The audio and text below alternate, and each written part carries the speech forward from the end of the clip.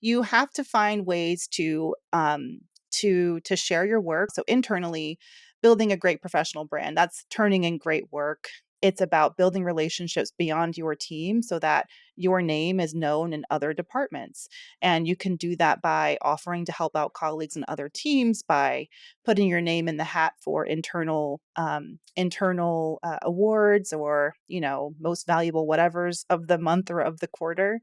One of my favorite ways to actually spread the word of your work is by sending a recap email to your team or to your boss, your manager, in whatever fashion feels, most natural to you, so that they're aware of what it is that you're up to.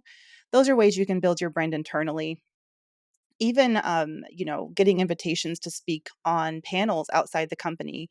I believe that that's something that can help you build your brand internally, because if you can be trusted to go represent the company at a public event, then people will start to think of you, as being a representative of the company and being trustworthy, and again, like being someone that they can see representing all that they stand for. And then externally, so how do you actually get eyeballs on your work outside of your company? LinkedIn is one of the easiest entry points for this.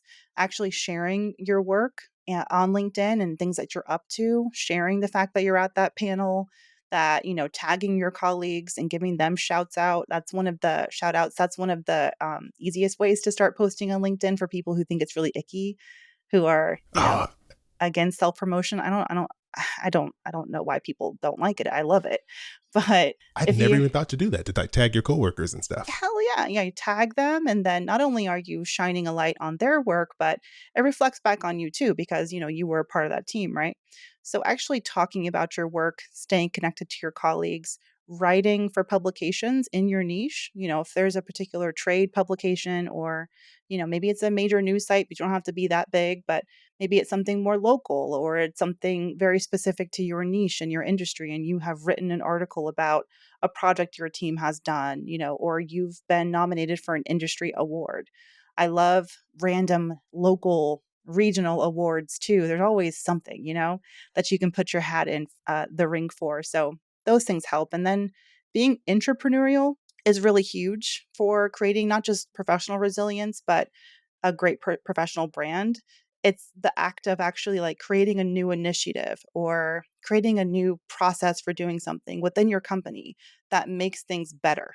And having an idea, pitching it to stakeholders, getting it approved, executing it, and then putting a bow on that. Like that is an entrepreneurial endeavor. And those types of projects are the ones that help you get seen as, being worthy of a promotion or a raise. So, yeah, professional branding is huge, and it's especially huge at a time like this when companies are having to make some tough decisions about who to keep and who to drop.